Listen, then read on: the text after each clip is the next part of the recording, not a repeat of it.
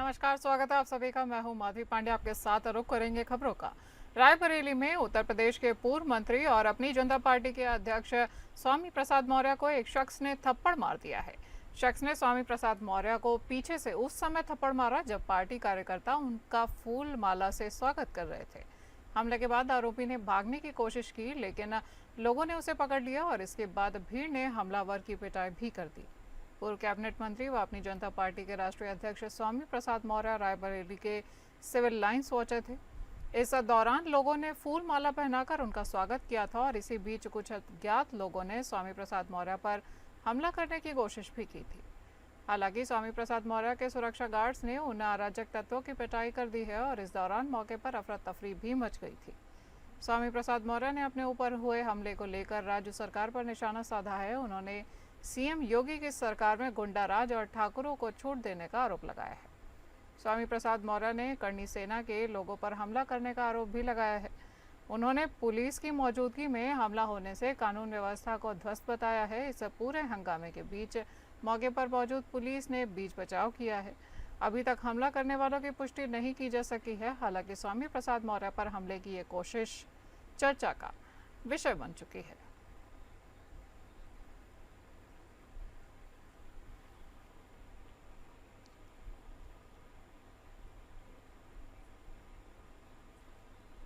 इन तस्वीरों में आप देख सकते हैं किस तरह से पुलिस बीच बचाव में लगी हुई है। स्वामी प्रसाद मौर्य पर यह हमला किया गया उस वक्त जब उनका स्वागत सत्कार किया जा रहा था। अपनी जनता पार्टी के अध्यक्ष स्वामी प्रसाद मौर्य पर यह हमला हुआ है। वहीं स्वामी प्रसाद मौर्य इस हमले के लिए अब सरकार पर हमलावर होते हुए दिख रहे हैं।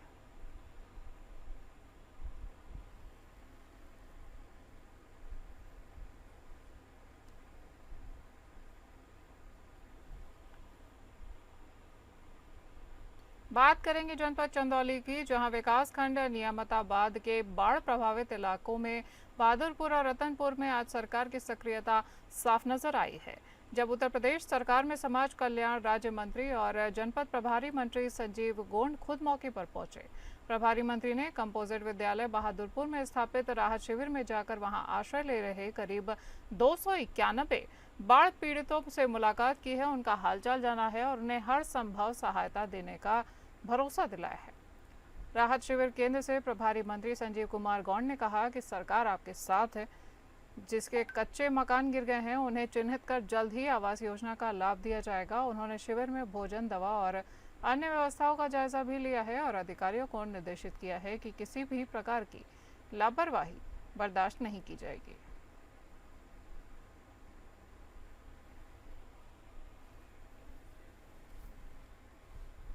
चंदौली में प्रदेश के सबसे माननीय मुख्यमंत्री जी के निर्देश पर यहाँ गंगा जी के बाढ़ के से प्रभावित लोगों को वहाँ देखने के लिए हम सब आए हुए हैं और ऐसे लोगों को जो बाढ़ से प्रभावित हैं उनको राहत शिविर में रख करके उनको भोजन की व्यवस्था, उनको शुद्ध पानी की व्यवस्था, यहाँ तक कि बच्चों को दूध की भी व्यवस्था हमारी सरकार करने का काम कर रही है।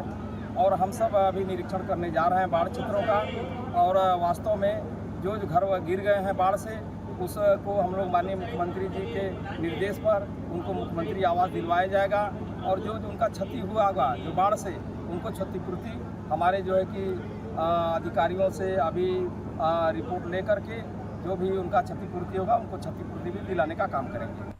मुख्यमंत्री योगी आदित्यनाथ द्वारा नियुक्त 11 मंत्रियों की टीम में शामिल राज्य मंत्री रविंद्र जायसवाल गाजीपुर के दौरे पर पहुंचे, जहां उन्होंने बताया कि गाजीपुर में मां गंगा करीब 23 किलोमीटर की यात्रा करती हैं और इसी क्षेत्र के 106 गांव बाढ़ प्रभावित हैं, जिनमें 20 गांवों का संपर्क मार्ग पूरी तरह से टूट चुका है। मंत्री रविंद्र जायसवाल ने करांडा क्षेत्र के कई बाढ़ग्रस्त गांवों का नाव से निरीक्षण किया और दीनापुर प्राथमिक विद्यालय में राहत सामग्री का वितरण भी किया। उन्होंने कहा कि प्रत्येक बाढ़ पीड़ित परिवार को एक सप्ताह के लिए करीब 50 किलो राहत सामग्री दी जा रही है। साथ ही पशुओं के लिए चारे की व्यवस्था, सुरक्षा के लिए नावों की तैनाती और पुलिस पेट्रोलिंग भी लगातार जारी है। जहां खाना नहीं पहुंच रहा है वहां तैयार भोजन भी उपलब्ध कराया जा रहा है। मंत्री ने स्पष्ट कहा है कि सरकार बाढ़ पीड़ितों के साथ है और नुकसान की भरपाई की जाएगी।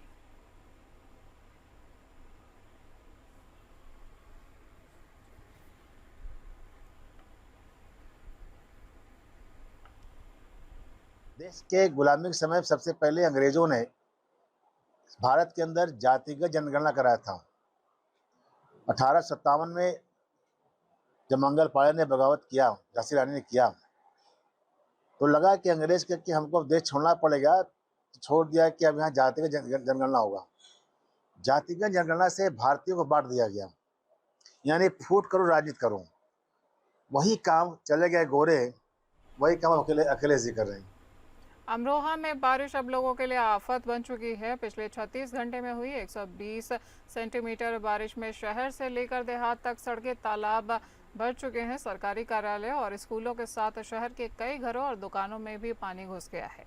बारिश की वजह से करीब 10 घंटे बिजली गुल रही। हालांकि किसानों के चेहरों पर खुशी नजर आ रही है।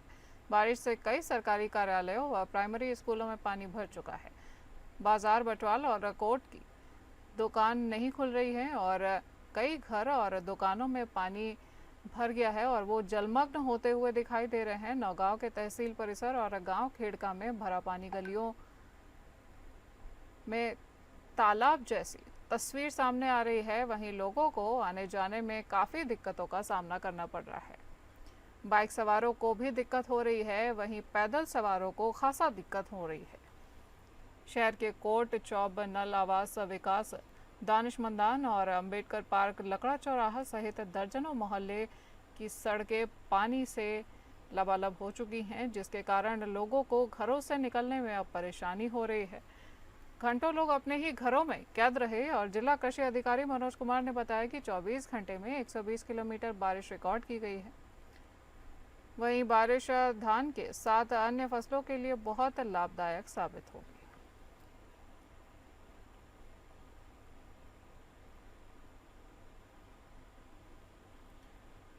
जनपद बहराइच के 3 तहसीलों में बाढ़ ने कहर बरपाना शुरू कर दिया है और देर रात अचानक आई बाढ़ की वजह से 3 तहसीलों के तकरीबन 1 दर्जन से अधिक गांव में पानी भर चुका है। पानी में घिरे गांव के लोगों की गृहस्थी सैलाब के बीच फंसी हुई है। हालांकि बाढ़ग्रस्त इलाके के लोग घरों से निकलकर सुरक्षित स्थानों पर पहुंचने लगे हैं। आपको बता दें कि मोतीपुर, नानपारा एवं महसी तहसील के तकरीबन 1 दर्जन से अधिक गाँव में बाढ़ का पानी घुस चुका है। बाढ़ के पानी की वजह से चारों तरफ सैलाब ही सैलाब दिख रहा है। किसानों की फसलें डूब चुकी हैं। महसी तहसील के पूरे प्रसाद, जानकी नगर सहित कई गांव में घरों के भीतर पानी घुसने की वजह से काफ़ी नुकसान होने की आशंका जताई जा रही है। बाढ़ग्रस्त इलाके में फंसे लोगों ने बताया कि बाढ़ के पानी की वजह से हज़ारों हेक्टेयर फसलें डूब चुकी हैं। वहीं दूसरी तरफ बाढ़ पीड़ितों को खाने पीने को लेकर काफ़ी दिक्कतों का सामना करना पड़ रहा है। हालांकि प्रशासनिक अधिकारियों की तरफ से नाम की व्यवस्था भी की गई है। वहीं ये भी बताया जा रहा है कि बाढ़ग्रस्त इलाकों में रहने वाले लोगों के लिए आश्रय स्थल भी बनाए गए हैं, जहां पर लोगों को सुरक्षित पहुंचाया जा रहा है।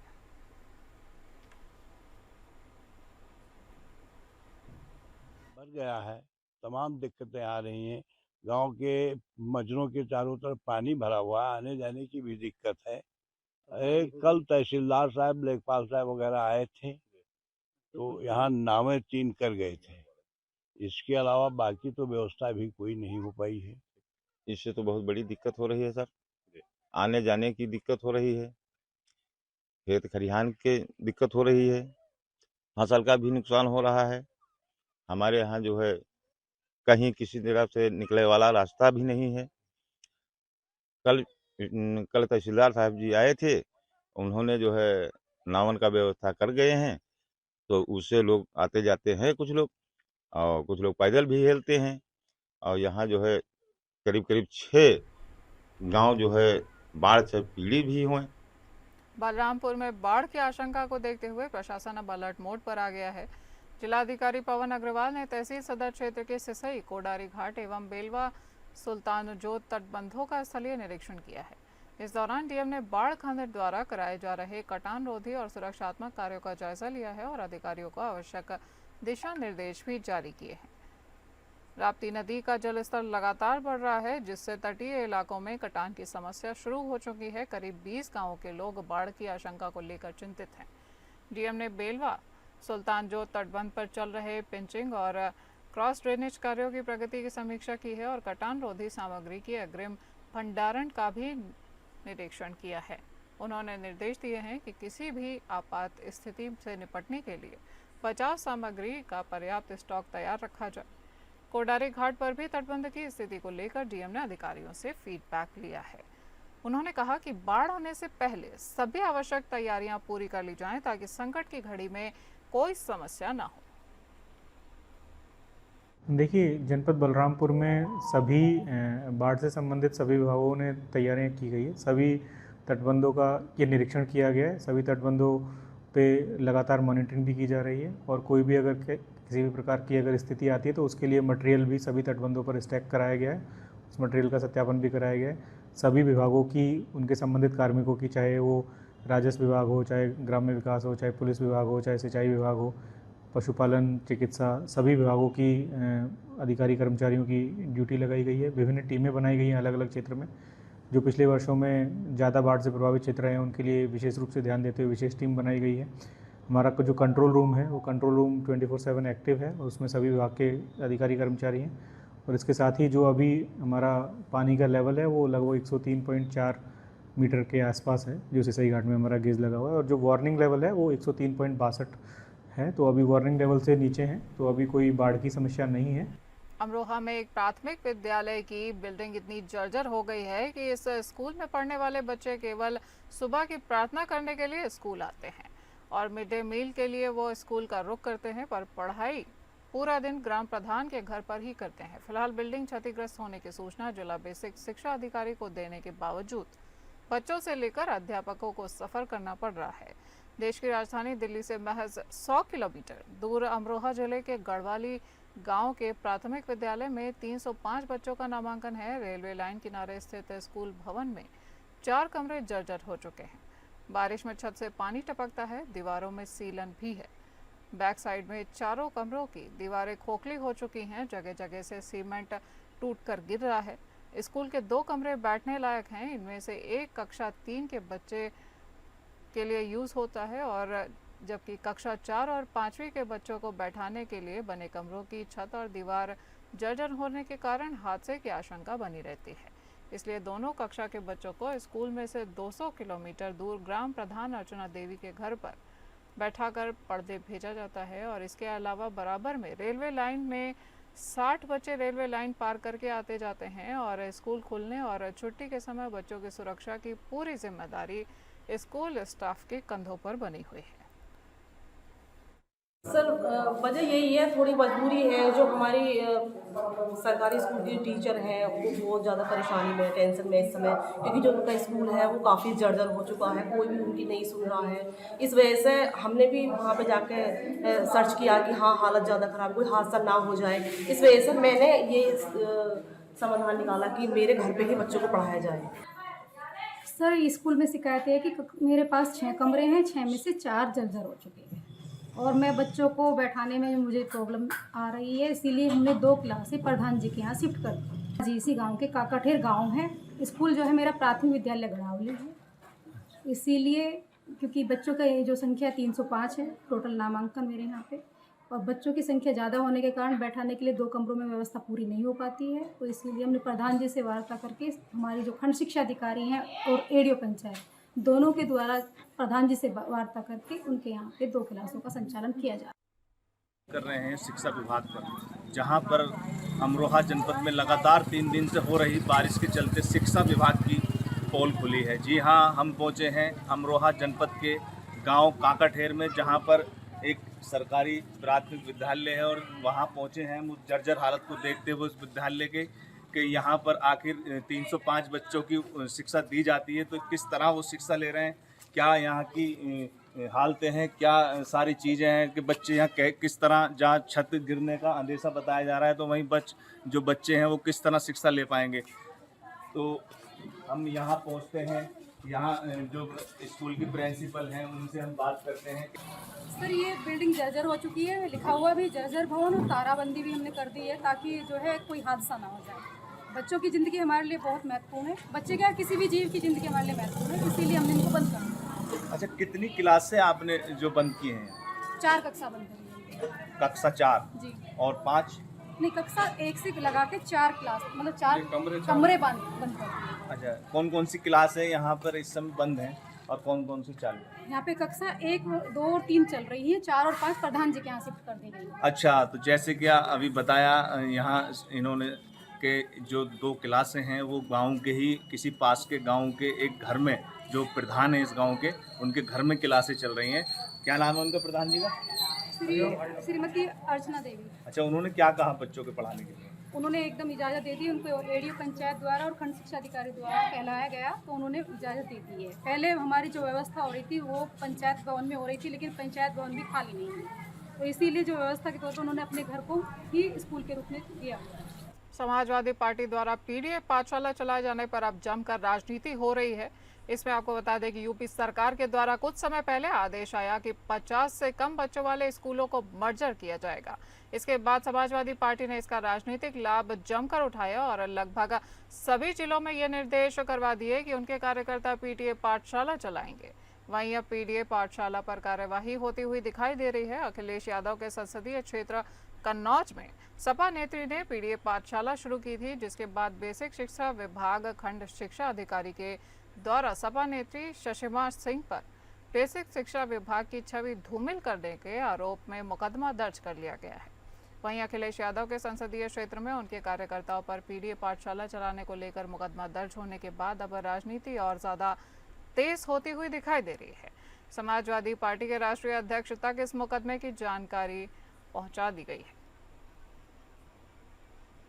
सिंह दोहरे हूँ और जो कार्यवाही को लेकर के मैं बात करना चाहूँगी, ये ऐसी तानाशाही चल रही है कि इन्होंने जबरदस्ती एक जो खंड शिक्षा अधिकारी, जिसको मैं बहुत ही महत्वपूर्ण पद मानती हूँ, और उन्होंने जाकर के मेरे खिलाफ तहरीर दिया है। मैं तो शेम करना चाहती हूँ ऐसे लोगों के लिए कि उन्होंने इस तरीके का जो काम किया है। आपने बोला कि आपने विवेचना भी किया, वहां का निरीक्षण किया, किस तरीके का निरीक्षण किया गया ये मैं समझ नहीं पा रही हूँ। कि एक्चुअली जो मेरी पोस्ट है, मेरा पद है, वो प्रदेश महासचिव है और आपने महिला मोर्चा जिलाध्यक्ष। मैं अनुसूचित जाति प्रकोष्ठ से बिलोंग करती हूँ और बहुत ही गलत चीज है कि इस तरीके के फर्जी मुकदमे आप कैसे लिखवा सकते हैं किसी से। आखिर क्या समस्या है? आप बस्ती नगर क्षेत्र स्थित ऐतिहासिक चंदोताल अब इको टूरिज्म के रूप में विकसित किया जाएगा। वर्षों से उपेक्षित ये ताल जल्द ही नई पहचान हासिल करेगा। वन विभाग ने इसके लिए 12 करोड़ रुपए की विस्तृत परियोजना तैयार कर शासन को प्रस्ताव भेजा है। 12 हेक्टेयर में फैले इस ताल की खूबसूरती को निखारने और पर्यटकों के लिए आकर्षक बनाने के लिए कई योजनाएं प्रस्तावित हैं। इनमें कैक्टस पार्क, वॉच टावर और झूले ताल की पूरी सफाई और एक छोटा कृत्रिम ताल भी शामिल होगा। ये योजना का उद्देश्य न सिर्फ क्षेत्र के पर्यावरण को बढ़ावा देना है, बल्कि लोगों को प्राकृतिक पर्यटन की ओर भी प्रेरित करना है। वन क्षेत्र अधिकारी डीएफओ सरीन सिद्दीकी ने बताया कि चंदोताल की सुंदरता और प्राकृतिक महत्व को ध्यान में रखते हुए इसे इको टूरिज्म साइट के रूप में विकसित करने की योजना बनाई जा रही है। चंदोताल जो हमारी कप्तानगंज रेंज में है, लगभग 12 हेक्टेयर जो है वो वन भूमि है। एक बहुत ही खूबसूरत ताल है। इसको मैंने पहली बार देखा, मैं डीएम साहब के साथ गई थी। डीएम साहब को भी वो ताल बहुत ही खूबसूरत लगी। उन्होंने भी कहा कि मैं इसमें क्रिटिकल गैप में आपको पैसा दूंगा, इसका सुंदरीकरण कराइए। फिर हमने उसमें अभी इको टूरिज्म में एक प्रोजेक्ट भेजा है, लगभग 12 करोड़ का है वो। उसमें हमने तमाम तरह के पार्क हैं, थीम पार्क हमने डेवलप किए, कैक्टस पार्क है, मेडिसिनल प्लांट पार्क है, बच्चों के लिए खेलने के लिए है। वहाँ पे हमने वॉच टावर बनाए हैं और जो तालाब है उसकी साफ सफाई की। उत्तर प्रदेश के देवरिया जिले में एक परिवार न्याय की आस में दर दर भटक रहा है। लार थाना क्षेत्र के ग्राम बनपाली के रहने वाले धनंजय कुमार सिंह का आरोप है कि एक सूदखोर ने उन्हें कर्ज के जाल में फंसाकर उनकी जिंदगी को मुश्किलों में डाल दिया है। देवरिया के लार थाना क्षेत्र के ग्राम बनपाली में रहने वाले धनंजय कुमार सिंह आज अपने और अपने परिवार के लिए न्याय की गुहार लगा रहे हैं।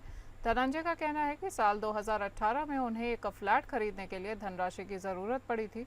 इस दौरान उन्होंने ग्राम अंजना लाड निवासी राजेश सिंह, जो वीरेंद्र सिंह के पुत्र हैं, उनसे 15 लाख रुपए उधार लिए थे। धनंजय ने इस राशि को विभिन्न किश्तों में ऑनलाइन और नकद भुगतान कर दिया, लेकिन कहानी यहीं खत्म नहीं होती है। 2020 में लॉकडाउन के दौरान राजेश ने अपने मुर्गी फार्म के लिए मुझसे आर्थिक मदद मांगी। चूंकि उन्होंने मेरी मदद की थी तो मैंने भी उनकी मदद कर दी और उन्हें 15 लाख रुपए दे दिए। लेकिन जब 2023 में मुझे अपने पैसों की ज़रूरत पड़ी और मैंने उनसे पैसे मांगे तो वो टाल मटोल करने लगे। धनंजय का कहना है कि बार बार निवेदन के बावजूद राजेश सिंह ने कोई न कोई बहाना बनाकर पैसे लौटाने से इनकार कर दिया है और अब वो इंसाफ की गुहार लगाते हुए देखे जा रहे हैं। उनसे मेरा जो है निजी और व्यक्तिगत कार्य हेतु जो है मैंने उनसे करीब 15 लाख रुपया लिया था 2018-19 के दरमियान, और मैं उनको उसी दरमियान जो है 20 के लगभग जो उनको 15 लाख रुपये पूरा वापस कर दिया। फिर उसे कोविड दौरान जो है हमसे उन्होंने 15 लाख रुपया लिया, जो ऑनलाइन 12 लाख दिया, 3 लाख कैश भी दिया। उसके बाद से ब्याज पर बात हुई नहीं थी। ब्याज पे हालांकि पैसा वो चलाते हैं, लेकिन मुझे फ्लैट की जो है ईएमआई भी देना था, बैंक में हमारा जो है लोन है। मैंने उनको दिया कि जो है आप मेरा पैसा लौटा दीजिए, वो पूरा पैसा ब्याज पर हमें काट लिए। 20 लाख रुपया ब्याज का बनाए हैं उन्होंने, जिसमें 15 लाख रुपया ब्याज काट के 5 लाख और हमसे बोल रहे हैं कि और हमारा बनता है और दो। और उसी के दरमियान जो है वो जमीन पर मेरे चले गए, जमीन भूमि कब्जा करने के लिए। ठीक है, तो मैं न्याय के लिए यहाँ पे आई हूँ और मैं प्रशासन से यही चाहती हूँ कि मुझे न्याय मिले, क्योंकि मैं उब चुकी हूँ। मैं राजेश सिंह के उत्पात से एकदम उब चुकी हूँ। वो लोग बहुत टॉर्चर कर रहे हैं, मेंटली टॉर्चर इतना ज़्यादा कर रहे हैं। पैसे के लिए उनको इतना पैसा दे दिया गया है कि जिसको मैं बता नहीं सकती हूँ। इतना पैसा उन्हें हम लोगों ने कैश भी दिया है, प्लस ऑनलाइन भी ट्रांजेक्शन किया है। सारी चीजें, सारे सबूत हैं, सब कुछ है। महोबा जिले में तेज रफ्तार का कहर देखने को मिला है, जहां जमीन की पैमाइश करने के लिए तहसील में आवेदन जमा करने के बाद वापस लौट रहे बाइक सवार वृद्ध सहित 2 लोगों को तेज रफ्तार बेकाबू कार ने अनियंत्रित होकर पीछे से टक्कर मार दी। बाइक में टक्कर मारने के बाद कार सवार बाइक को कई 100 मीटर तक घसीटता हुआ ले गया। सूचना पर पहुंची पुलिस द्वारा इन दोनों को इलाज के लिए अस्पताल लाया गया है, जहां तैनात डॉक्टर ने वृद्ध को देखते ही मृत घोषित कर दिया, जबकि एक अन्य घायल को प्राथमिक उपचार के बाद जिला अस्पताल रेफर कर दिया गया है। ताल के पास में एक दुर्घटना हुई है, जिसमें 2 मरीज आए, जिसमें एक मरीज ऑन स्पॉट एक्सपायर हो गया। एक मरीज है जो कि घायल अवस्था में था, जिसको जिला अस्पताल महोबा के लिए रेफर कर दिया गया। संभल की शाही जामा मस्जिद की इंतजामिया कमेटी के सदर जफर अली एडवोकेट, उनके भाई और उनके बेटे समेत 50 से 60 अज्ञात लोगों के खिलाफ धारा 163 के उल्लंघन में रिपोर्ट दर्ज की गई है। सत्यव्रत पुलिस चौकी के प्रभारी आशीष तोमर ने तहरीर पर कोतवाली में ये रिपोर्ट दर्ज कराई है और चौकी प्रभारी ने अपनी तहरीर में कहा है कि जामा मस्जिद कमेटी के सदर ने 50 से 60 लोगों के साथ जुलूस निकालकर धारा 163 का उल्लंघन किया है। चौकी प्रभारी ने धार्मिक नारेबाजी करने का भी आरोप लगाया है। दरअसल 24 नवंबर को जामा मस्जिद सर्वे के दौरान हुए बवाल में जफर अली एडवोकेट पर बवाल की साजिश रचने और गंभीर आरोप में अपराध में झूठे बयान देने के आरोप भी लगाए गए हैं। उन्हीं आरोप के चलते 23 मार्च को गिरफ्तार किए गए थे और 1 अगस्त को उनकी मुरादाबाद जेल से रिहाई हुई तो वो काफिला बनाकर संभल तक पहुंचे।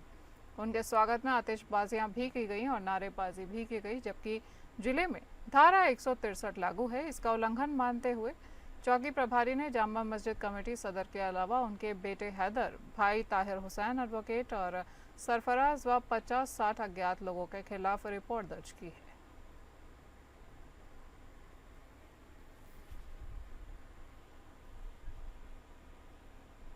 मेरठ में 2 महिला यूट्यूबर के खिलाफ पुलिस ने कार्यवाही की है और सीएम योगी के सख्त निर्देशों के बाद ब्रह्मपुरी पुलिस ने महिलाओं के खिलाफ ये कार्यवाही की है। दरअसल दोनों महिलाओं ने सोशल मीडिया पर ड्रोन की दहशत और भ्रम फैलाने वाला एक वीडियो पोस्ट किया था। उन्होंने अपने इंस्टाग्राम अकाउंट पर दावा किया है कि इलाके में ड्रोन के जरिए रेकी की जा रही है, जिससे स्थानीय लोग अब दहशत में आ चुके हैं और यहाँ तक कि एक यूट्यूबर ने वीडियो जारी करते हुए एक चोर को पकड़ने का दावा भी किया है। जैसे ही ये वीडियो वायरल हुआ, पुलिस की साइबर सेल और स्थानीय टीम हरकत में आ गई। तकनीकी सर्वेलांस की मदद से पुलिस ने दोनों महिलाओं को लोकेट किया और तुरंत गिरफ्तार भी कर लिया। हालांकि पूछताछ के बाद दोनों को थाने से ही नोटिस देकर छोड़ दिया गया है, लेकिन उन पर आईटी एक्ट और अफवाह फैलाने की धाराओं में मुकदमा दर्ज कर लिया गया है।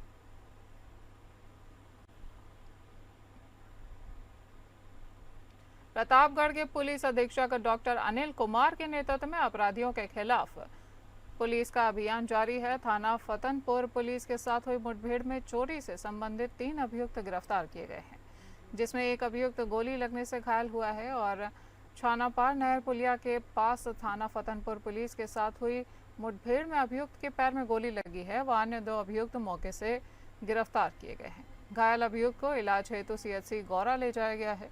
अभियुक्तों के कब्जे से एक तमंचा, 315 बोर और एक जिंदा कारतूस बरामद हुआ है। थाना फतनपुर पुलिस के द्वारा चेकिंग की जा रही थी। इस दौरान कुछ अपराधियों के द्वारा पुलिस टीम पर फायर किया गया। इसमें आत्मरक्षा पुलिस के द्वारा फायर किया गया।